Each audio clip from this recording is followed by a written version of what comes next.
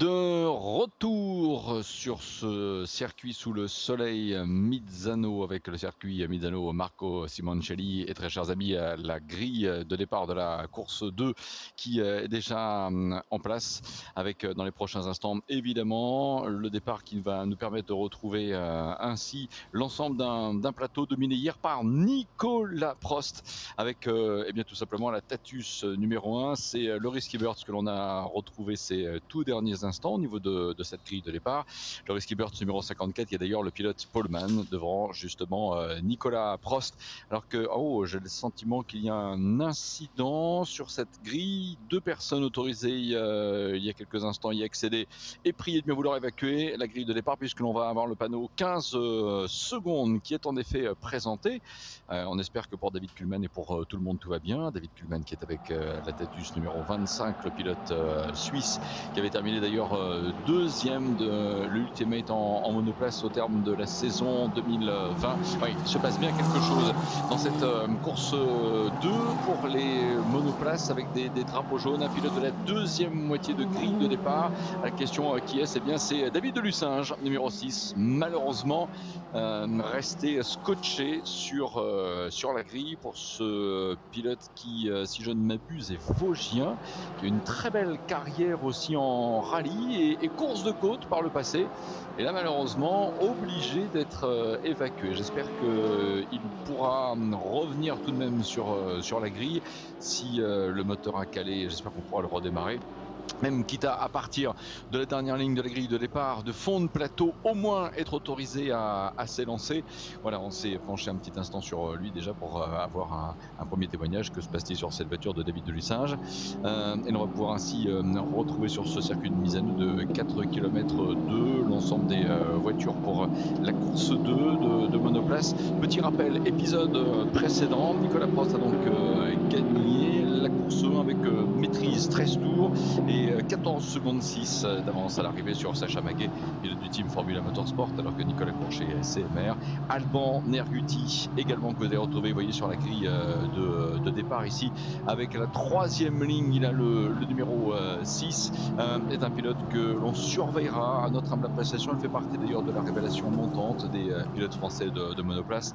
Troisième hier, troisième ligne de la grille de départ pour cette course 2 avec le Risky Birds pour le compte du Graf Racing qui avait terminé hier en 4e position. Donc là, on a bien le Risky Birds, pilote de l'écurie Graf, le Suisse en pôle devant Nicolas Prost, Sacha Maguet, Dylan Young sur la ligne 2, David Kuhlmann, Alban Nerguti sur la ligne 3, Franck Simon, David de Lucinge sur la ligne 4, puis David Cristini, la présence également avec le numéro 15 de GT Fry, Christophe Furoni, Massimo Bortolami, Frédéric Boileau, Gilles Depierre et Walter Ricard pour les pilotes qui se retrouvent ainsi au niveau de la composition de cette grille de départ, et l'occasion de voir si Nicolas Prost, même s'il part deuxième sur la grille, aura l'occasion de remporter une deuxième course là en l'espace de ce week-end, justement, en rappelant effectivement que pour l'instant, au niveau du classement monoplace single seater, c'est lui qui est en tête de ce championnat. C'est la troisième étape, rappelons-le. Misano, allez, recomposition de la grille de départ, en espérant effectivement pouvoir récupérer notre pilote David de Lucinge, dont la voiture va être poussée. On regardera bien la sortie de la voie des stands. Y aura-t-il un pilote autorisé à s'élancer? En théorie, le règlement devrait lui permettre, si la voiture est opérationnelle. Recomposition donc de la grille. Sacha Maguet ici à l'écran, numéro 31 du team Formula Motorsports. Attention, pour un pilote qui a justement découvert la compétition auto la saison dernière en tourisme. Drapeau vert en fond de grille. Attention, top départ pour 20 minutes. Et c'est parti. Oh là, avec un départ au niveau de la deuxième ligne de la grille de départ, justement, de Dylan Young, le pilote australien, qui m'a paru être assez, je veux dire, agressif. Alors en même temps, c'est normal, hein, c'est de la compétition. Depuis donc la ligne 2, on essaye effectivement de trouver une ouverture d'entrée de jeu. 20 minutes, ça passe très très vite. Mon cher Bertrand Pucheux, êtes-vous là? Eh oui, bien sûr, je suis là, Voilà. j'ai suivi attentivement ce départ également avec cette deuxième course monoplace, celle qui nous a offert un très très beau spectacle hier pour la première course du week-end à Misano. Et bien sûr, on va surveiller ce duel, cette bataille à 3, même j'ai l'impression devant, qui est en train de se dessiner entre Loris Kiburs, Nicolas Prost. Il me semble que c'est Sacha Maguet. Hier, donc Nicolas Prost vainqueur, comme vous l'avez rappelé Bruno. Loris Kiburs qui avait terminé deuxième sur la ligne d'arrivée, mais qui a été pénalisé de 30 secondes, puisqu'il avait dépassé Sacha Maguet dans le dernier tour, en malheureusement sortant des limites de la piste, et donc 30 secondes de pénalité, ce qui l'a fait rétrograder en 4e position. Aujourd'hui, attention, il va falloir faire également donc attention à être très précis sur les dépassements et ne pas sortir de la route de course comme cela doit être fait, alors que Loris Kiburs est toujours devant, j'ai l'impression, Nicolas Prost. Oui, il est effectivement très bien parti, Loris Kiburs, qui est en plus un petit jeune, on va dire, de 20 ans. Là, vous voyez, on a même, j'ai l'impression, un membre du Graf Racing qui est venu dans les gradins pour l'encourager très très fort. Loris Kiburs, qui est un étudiant, il vient de la ville de Beauvais en Suisse, et effectivement, il est aussi bon dans l'étude des trajectoires que dans ses études tout court. Preuve en est d'ailleurs, puisque après le premier tour, c'est lui qui est en tête. Il a 7 dixièmes d'avance, en tout cas en franchissant la ligne sur Nicolas Prost. Sacha Maguet, pour l'instant, 3e position, et Dylan Young, qui m'a semblé voir effectivement d'entrée de jeu en mode full attaque, et pour l'instant à la 4e position, cet Australien de 33 ans qui fait partie des ténors d'ailleurs de l'Ultimate Cup Series pour le classement monoplace. On regarde également Sacha Maguet donc en 3e position. Voilà, effectivement, avec l'aileron avant avec les couleurs bleues dominantes, c'était bien Dylan Young qui était effectivement extrêmement pressant au niveau du départ. Je regarde David de Lussage. Bonne nouvelle, Bertrand, David a pu démarrer son moteur. Il est parti, David, mais malheureusement c'est pour l'instant difficile pour lui d'être optimiste au niveau d'un résultat tangible, mais l'essentiel au moins de participer et de continuer d'apprendre à développer la voiture avec une séance d'essai en conditions de course un peu pour David de Lussage. Mais au moins il a eu le mérite de prendre le départ. Ouais, il aura un classement, espérons-le, à la fin de cette course, si il arrive à franchir la ligne d'arrivée dans 17 minutes. Maintenant, on va suivre bien sûr la tête de course. Et puis, on disait ce duel hier entre Sacha Maguet et Loris Kiburs. C'est deux jeunes pilotes, l'un suisse, Loris Kiburs, et Sacha Maguet, le français du Team Formula Motorsports, 17 ans seulement, Sacha Maguet, qui fait partie des tout jeunes pilotes, mais pas des moins rapides en Ultimate Cup Series, puisqu'il se bat sur le podium. Un podium déjà hier, il a eu 3 podiums du côté de Navarra lors de la dernière manche. Alors pas de victoire pour Sacha Maguet encore, mais voilà, il a enchaîné un 4e podium consécutif hier, et attention à lui, on va peut-être compter sur sa présence encore une fois sur le podium à la fin de cette course. Alors Nicolas Prost qui se retrouve deuxième, enfin qui part deuxième, qui est toujours deuxième, et qui n'a pas pu attaquer Loris Kiburs aussi rapidement qu'hier, et il est même un tout petit peu distancé. En tout cas, il n'est pas en mesure d'attaquer la monoplace, cette Tatus, cette Formule 3 régionale de Loris Kiburs, numéro 54, qui est toujours en tête. Oui, c'est vrai que si vous vous posez des questions au niveau des caractéristiques techniques, on va rappeler que les F3 notamment sont des voitures qui sont équipées d'un moteur 1,8 litre, développe grosso modo 300 chevaux, et considérer que la voiture c'est un poids de 600 kg. Loris Kiburs qui a été bon dans le deuxième tour avec justement le chrono record du tour en 1:34,130, c'est-à-dire que dans ce tour-là, il est allé quelque part 119 millième plus vite que Nicolas Prost. Et donc Sacha Maguet en 3e position, Dylan Young qui reste pour l'instant à la 4e place. Allez, le peloton est assez étiré en ce moment. C'est David Cristini que l'on est en train de suivre, numéro 7. David qui est l'un des pilotes de l'écurie Race Motorsport. Il y a CMR, il y a Formula Motorsport, il y a le Race Motorsports, il y a bien sûr le Graf Racing allemand d'Erguti qui est en ce moment pointé en 6e position. Est en fait avec une voiture que l'on va présenter comme étant un petit peu de la structure familiale, Bertrand, et c'est bien aussi d'avoir le courage déjà d'amener sa voiture, de montrer son propre team. À noter que Christophe Furny, qui est l'un des Helvétiques dans la course, a gagné une place ces derniers instants. Walter Ricard en a fait les frais. Christophe est pour l'instant pointé en 9e position. On voit déjà au niveau des chronos, Loris Kiburs, Nicolas Prost qui roule un petit peu, voire beaucoup plus vite que les autres derrière, même si Sacha Maguet est toujours en troisième position. Un petit peu décroché pour cette course à la deuxième place derrière Nicolas Prost, puisqu'on disait là un nouveau record du tour pour Loris Kiburs en 1:33.774. Nicolas Prost lui a comblé le dernier tour en 1:33.950 et derrière on est à 1:35 pour Sacha Maguet. Comment une seconde et demie plus rapide pour les deux pilotes de tête. Et puis en quatrième position, donc Dylan Young, on le disait, un des pilotes du haut du panier dans cette catégorie. Mais hier, il a eu un problème technique avec un accrochage qui malheureusement l'a conduit à rentrer au stand assez rapidement avec une roue arrière droite complètement explosée, ce qui l'a empêché de défendre ses chances pour un podium. L'Australien sur la monoplace numéro 11 qui est pour l'instant quatrième et qui pointe. On va regarder le passage actuellement sur la ligne d'arrivée dans cette ligne droite des stands de Misano, avec 1 seconde 6 d'écart entre Loris Kiburs et Nicolas Prost. 3 secondes derrière on retrouve Sacha Maguet et 3 secondes encore derrière on retrouve Dylan Young. Des écarts qui se sont stabilisés, mais attention, Nicolas Prost est en train de revenir petit à petit sur Loris Kiburs.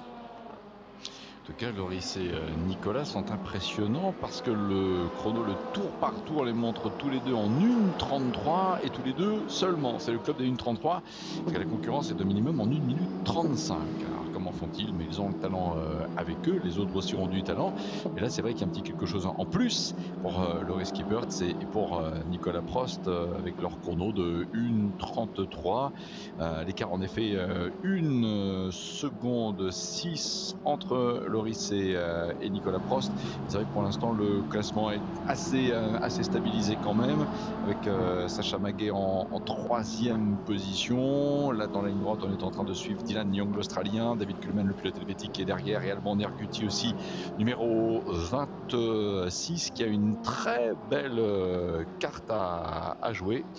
Il est un pilote âgé depuis quelques jours, d'ailleurs c'était au mois de juin qu'il a fêté son anniversaire de 22 ans. Pilote de région Provence-Alpes-Côte d'Azur, d'ailleurs Alban Nerguti qui est aussi un des pilotes passés par dirais-je toutes les filières karting qui sont évidemment élaborés, promus par la Fédération française du sport automobile. Et pour l'instant, Alban Nerguti fait une course sympa, un week-end qui a plutôt bien commencé. Hier, podium course 1, pour l'instant en 6e position, il y a un vrai potentiel. Et 11 minutes 40 encore pour en faire l'étalage. On continue, Bertrand, de suivre Dylan Young qui défend bien sa 4e position, mais j'imagine qu'il doit être en ce moment assez frustré de ne pas être plus près de Sacha Maguet. 3 secondes 4 entre Sacha 3e et par conséquent Dylan Young 4e. Dylan Young qui regarde plutôt dans le rétroviseur actuellement, puisqu'il a la monoplace numéro 25 de David Kuhlmann qui n'est pas très loin, qui pointe seulement à 0,7 secondes, 747 millième exactement. Du coup pour David Kuhlmann derrière Dylan Young, on a eu un dépassement, c'est Massimo Bortolami sur la monoplace numéro 5 du Team Race Motorsport qui a pris le meilleur sur Walter Ricard sur la monoplace numéro 2 du Team Formula Motorsport. Walter Ricard qui était parti en dernière position sur cette grille de départ et qui se retrouve maintenant 11e, donc 4 places de gagné pour Walter Ricard, si on enlève bien sûr David Delussinge qui n'a pas pris le départ depuis la grille mais depuis la voie des stands. Voilà, donc bon début de course pour la numéro 5 de Massimo Bortolami. Et puis on peut rappeler également, Bruno, qu'on retrouve 3 formules Renault 2.0 sur cette course monoplace dans cette catégorie, avec la numéro 15 de GT Frey, la numéro 62 de Christophe Urny et donc la numéro 19 de Gilles Depierre, des monoplaces un petit peu moins puissantes, 210 chevaux, mais également un peu plus légères, 520 kg environ pour ces formules Renault 2.0 qui font pour l'instant bonne figure, notamment pour les deux pilotes suisses, GT Frey et Christophe Urny. Qui apparaissent aux 8 et 9e position, et tout en les observant je continue de regarder, mais comme vous tenez tous, l'évolution de l'écart entre Loris Kiburs et Nicolas Prost. On va le répéter, il reste malgré les tours déjà couverts 6 au total depuis le départ, toujours en 1,33. Ah, Sacha Maguet pour la première fois, le troisième, numéro 31, réalise un chrono au tour inférieur à 1 minute 34. Par contre, le Risky Birds est... Oh, attention, on va avoir une pénalité. Dylan Young, vous vous souvenez de notre commentaire spontané au départ, quand il est passé notamment à l'attaque sur Nicolas Prost. Le collège des commissaires sportifs considère qu'il a eu une attitude dangereuse au moment du départ et la pénalité est à l'instant affichée. Un drive-through, autrement dit passage par la voie des stands, sans s'arrêter. S'il devait s'arrêter, ce serait définitivement la fin de la course pour lui, ce serait donc éliminatoire. Et par conséquent pour Dylan Young, 4e position, pénalité, drive-through. Et je reviens en effet sur l'évolution des chronos pour le Risky Birds et Nicolas Prost.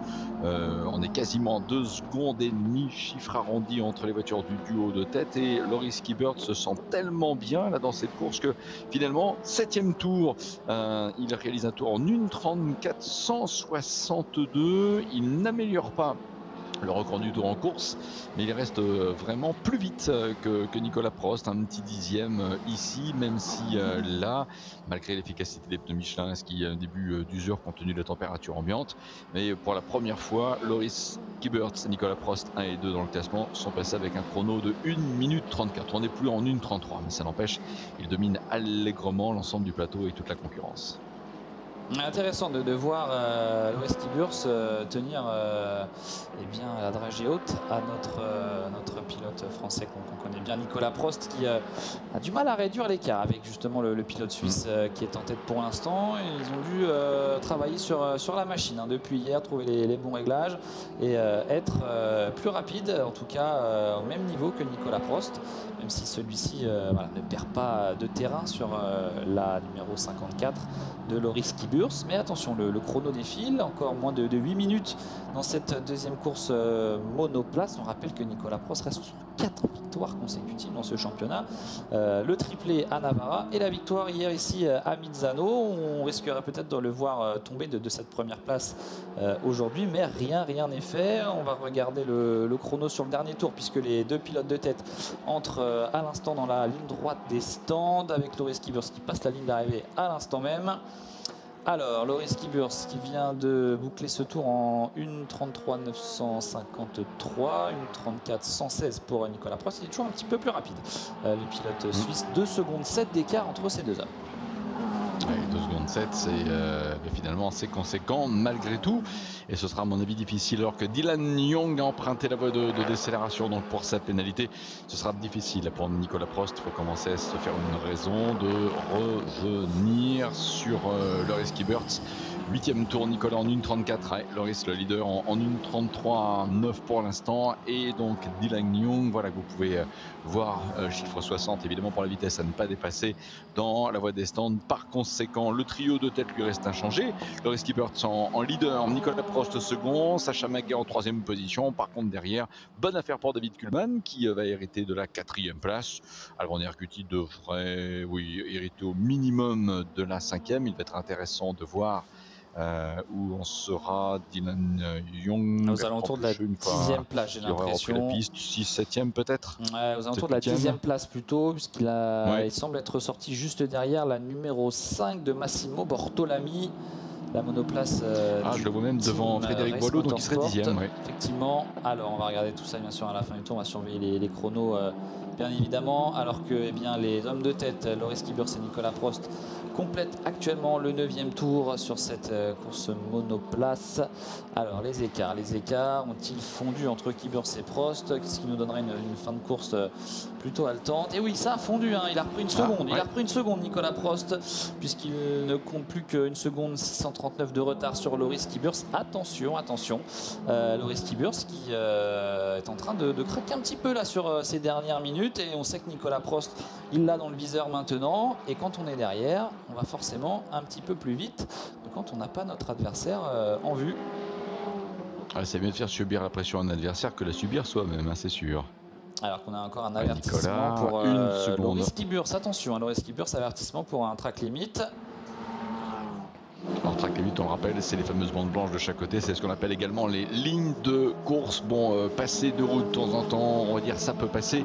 Les commissaires sportifs peuvent être assez intransigeants, mais au bout d'un moment, s'il y a mauvaise habitude prise par le pilote et abus de dépassement des fameuses lignes de course, là, le collège des commissaires sportifs fronce des sourcils et sanctionne. Et la plupart du temps, la sanction prononcée, c'est un passage par la voie des stands, le fameux drive-through. Si un pilote n'obtempère pas, là, vous voyez, je suis désolé pour Nicolas Prost, mais effectivement, le virage à droite précédent, il était bien les 4 roues au niveau de la bande blanche. Bien dans ces cas-là, il y aura un malus, une pénalité en temps qui serait infligée. Mais heureusement, nous n'en sommes pas encore là. 4 minutes et quelques 15 secondes. Loris Kibert toujours un leader. L'écart après le 9e tour, 1 seconde 639. Sacha Maguet qui, numéro 31, est en 3e position. Pilote Formula Motorsport, qui a été aussi d'ailleurs un pilote issu de la Richard Mille Academy, Sacha Maguet. Il est pour l'instant en 3e position. David Kuhlmann, le Suisse comme Suisse, et Loris Kibert, 4e place, mais loin du groupe de tête. Alban Nerguti, par contre, est proche de David Kuhlmann. L'enjeu, ce sera évidemment pour la 4e position. Alban Nerguti entamé le 11e tour à 1 seconde 3 de David Kuhlmann. Et devant, on devrait avoir une bataille pour la victoire, puisqu'il reste encore 3 minutes 30 secondes. Et regardez, encore une seconde gagnée par Nicolas Prost sur le dernier tour. Il pointait sur la ligne d'arrivée à 0,782 derrière Loris Kibert, effectivement 0,782 millième, alors qu'on retrouve ces deux pilotes de tête. Alors là, il est vraiment à portée du Suisse Nicolas Prost. Il va avoir l'occasion de l'attaquer à un moment ou à un autre avant la fin de cette course. Est-ce qu'il va pouvoir le faire, y arriver, trouver l'ouverture pour finalement s'imposer? Attention, Loris Kibert, il a bien compris qu'il va falloir appuyer un petit peu plus fort sur la pédale d'accélérateur pour aller gratter quelques centièmes de plus sur Nicolas Prost, qui est clairement plus rapide sur le dernier tour. Une 34,107 pour Nicolas Prost, une 34,964, presque une seconde d'écart au niveau du dernier chrono. Oh, attention, une sortie de piste. Loris Kibert, je crois. Loris Kibert qui l'aurait craqué. Oh, c'est terrible Loris Kibert. Là, on a vu justement la voiture sortir vraiment de la piste juste au début de la ligne droite des stands. Oui, on va revoir la scène. Il passe sur le livreur, il sort complètement de la piste. Et derrière, il est pris dans la pelouse, dans les graviers qui sont autour de cette ligne droite des stands. Et derrière, forcément, il perd le contrôle. Loris Kibert qui part à la faute et qui va laisser Nicolas Prost s'envoler vers une nouvelle victoire. C'est terrible, Loris Kibert qui est en train de vivre un début de week-end extrêmement compliqué ici à Misano, avec déjà cette pénalité de 30 secondes hier. Et aujourd'hui, avec cette sortie de piste alors qu'il était leader.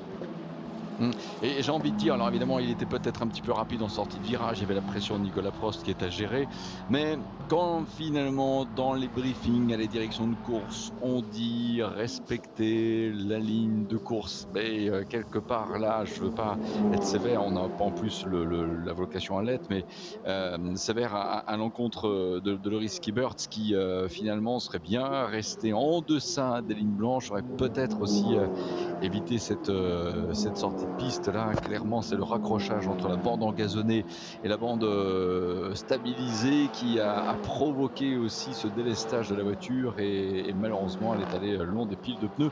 On espère, attention également à une sortie de piste ici pour Gilles Lepierre, qui est l'un des pilotes que l'on suit avec un châssis de Formule Renault. On espère que la voiture de Loris Kibert, on n'a pas eu forcément l'image, mais n'est pas trop endommagée. Ben voilà, la réponse avec l'image maintenant. Au niveau des ailerons avant, il faudra les changer, il faudra en mettre d'autres. Là, Loris Kibert qui tout simplement plus d'aileron avant et qui s'est arrêté une nouvelle fois dans la pelouse à la fin de la ligne droite des stands. En tout cas, ce sera terminé pour un podium et la victoire pour Loris Kibert, ça c'en est certain. Et Gilles Lepierre, décidément lui aussi, qui fait preuve de malchance. Alors à mon avis, il est parti en tête à queue comme on l'a vu dans le sens contraire de la piste. Gilles Lepierre sur la numéro 19 qui cette fois n'a pas été accroché, puisqu'hier il a été accroché par Walter Ricart suite à voilà, une tentative de dépassement. Et bien cette fois, c'est tout seul qu'il s'est mis à la faute. Gilles Depierre sur la Formule Renault 2.0 numéro 19. Il se passe toujours des choses dans les derniers tours en monoplace ici à Misano ce week-end.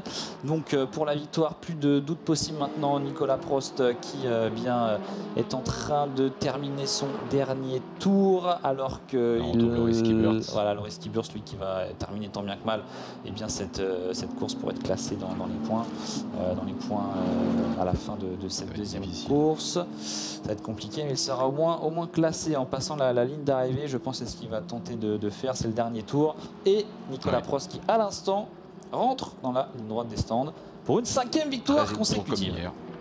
Oui, absolument. Allez, pour Nicolas, ça va le faire à l'instant avec le passage de Nicolas qui fêtera ses 41 ans le 18 août. Voilà, et finalement vainqueur, sans contestation, avec une course bien gérée. Sacha Maguet attendu avec le numéro 31, la Tatuus Formula Motorsports, pour la deuxième position, c'est fait. Et David Kuhlmann, le pilote helvétique numéro 25 de l'écurie Sport Promotion, du team Sport Promotion, qui termine en 3e position à 1 seconde 7 seulement de Sacha Maguet. Alban Nerguti, pas de podium, mais quand même une belle 4e place. Au niveau du marquage de points, c'est bien, c'est une bonne opération. Et David Cristini, numéro 7 avec Race Motorsport, termine en 5e position, un petit peu plus de 22 secondes et demie de Nicolas Prost. Et notre Australien Dylan Young, finalement, Bertrand Pucheux, qui, malgré son drive-through, marque quelques points ici en terminant 6e. Je pense qu'on peut dire que dans les derniers tours, il a au moins gagné 3 places. Ouais, ça va être un peu de... Il y aura des regrets en tout cas pour Dylan Young après cette course et cette sortie au-delà des limites de la piste qui lui a coûté ce drive-through, et il termine quand même 6e. Donc c'est plutôt une bonne course avec cette pénalité, bien sûr. Sans ça, il aurait été beaucoup plus haut. Peut-être un podium pour Dylan Young, à n'en pas douter, puisque derrière on a eu des soucis, on l'a vu, pour Loris Kiburs qui lui malheureusement sorti de la piste définitivement. En tout cas, il n'a pas pu repartir comme il l'aurait voulu. Il n'avait tout simplement plus d'aileron avant. Et bien c'est David Kuhlmann qui en a profité au passage pour monter sur le podium. David Kuhlmann qui signe là son 2e podium de la saison, après un podium à Navarra sur la 3e course, justement derrière Sacha Maguet et Nicolas Prost déjà. Et bien il est de retour sur le podium ici à Misano, alors que Gilles Depierre lui est passé par la voie des stands pour terminer cette course sur la Formule Renault numéro 19. Voilà le podium: Nicolas Prost, Sacha Maguet, David Kuhlmann. Et on constate que Nicolas Prost a toujours le A Alpine aussi sur le marquage de sa voiture, et un casque aussi à la déco sympa pour Nicolas. Il reste encore quelques instants avant de le voir arriver. Vous retrouvez en effet le classement. On voyait également qu'au niveau des équipes, c'est pas mal, puisque CMR devant Formula Motorsport, devant Sport Promotion, devant Nerguti, devant Race Motorsport, devant le Graf Racing. Ça nous a permis ici de donner le nom de 6 équipes différentes, ce qui montre bien qu'il y a un vrai engouement autour de ce plateau monoplace de l'Ultimate Cup Series. Et en rappelant donc la victoire de Christophe Furny, le pilote suisse avec un châssis de Formule Renault numéro 62, qui termine en 7e position du général. Voici la séquence replay, les émotions fortes, et on a revu en effet Dylan Young au moment du départ, qui est même presque allé jusqu'à aller mettre les roues dans l'herbe pour tenter dans les premières longueurs de prendre l'avantage sur Nicolas Prost. Un peu pressé, Dylan Young, pardon, je vais y arriver. Un peu pressé au départ, Dylan Young, qui a voulu passer vraiment par un endroit où il n'y avait absolument aucune ouverture. Et effectivement, il a mis quasiment 3 roues et demie dans la pelouse. Et il a été pénalisé assez rapidement par la direction de course par ce drive-through en milieu de course. Du coup, il a perdu énormément de temps. Il termine 6e, et derrière, ce duel qui aura duré quasiment toute la course entre Nicolas Prost et Loris Kiburs. Et regardez ce duel entre les deux qui se termine ainsi dans les... pas dans le mur, presque, mais pas de gros dégâts, même si l'aileron malheureusement n'a pas survécu. Mais la monoplace n'est pas si abîmée que ça. Au final, il aurait pu connaître un crash beaucoup plus violent. Loris Kiburs qui eh bien, terminera, lui, malheureusement, en 14e position sur cette course. Et voilà donc de nouveau Nicolas Prost à l'image une énième victoire dans son parcours monoplace en Ultimate Cup Series. Et puis vous pouvez également le voir au niveau du marquage de ses partenaires. Il reste aussi un pilote rébellion. Voilà, dans l'esprit, l'équipe helvétique avec laquelle notamment il a disputé à plusieurs reprises les 24 heures du Mans. On se donne rendez-vous donc tout à l'heure. Petite pause déjeuner, on se remet de nos émotions. On va reprendre des forces. Rendez-vous 15h50 pour eh bien, la prise d'antenne, 15h55 pour le départ de la 3e course GT Hyper Sprint. À tout à l'heure.